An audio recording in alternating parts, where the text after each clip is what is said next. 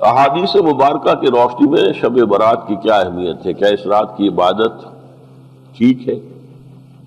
شب برات کا روزہ رکھا جاتا ہے، اس کی صحیح حیثیت کیا ہے؟ شب کا روزہ تو کبھی ہوتا ہی نہیں، یہ آپ نے شب برات کا روزہ کیسے لکھ لیا؟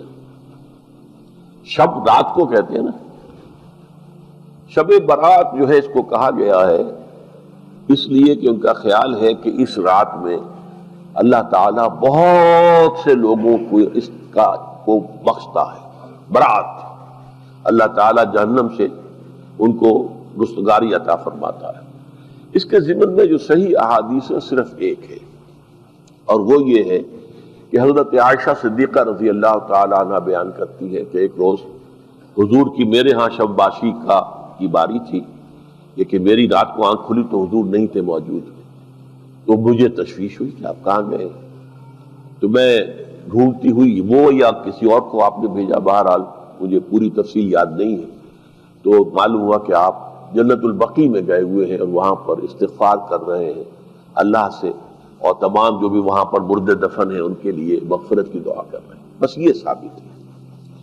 باقی اب اس میں جو ہے ہندوؤں سے ہم نے مانگ لی دیوالی، تو دیوالی جو ہے وہ روشنی کی جا رہی ہے اور بتیاں جلائی جا رہی ہیں، تو مختلف لوگوں سے ہم نے بورو کی ہیں چیزیں، جیسے عید میلاد النبی ہے وہ ہم نے کرسچن سے بورو کر لی، یا شیعوں کے تعزیوں کا توڑ کرنے کے لیے ہم نے بات بنا لی۔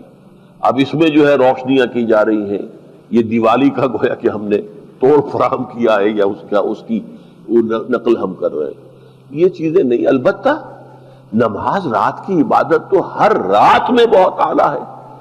چلیے اگر اور دنوں میں نہیں ہوتا، اس رات کو آپ کو، کیونکہ حضور نے بھی استغفار کیا خاص طور پر جا کر جنت البقیع میں، تو اگر آپ بھی کریں، نماز پڑھیں اور استغفار کریں تو کیا ہے، بہت اچھی بات ہے، اس میں تو کوئی حرج کی بات ہے ہی نہیں۔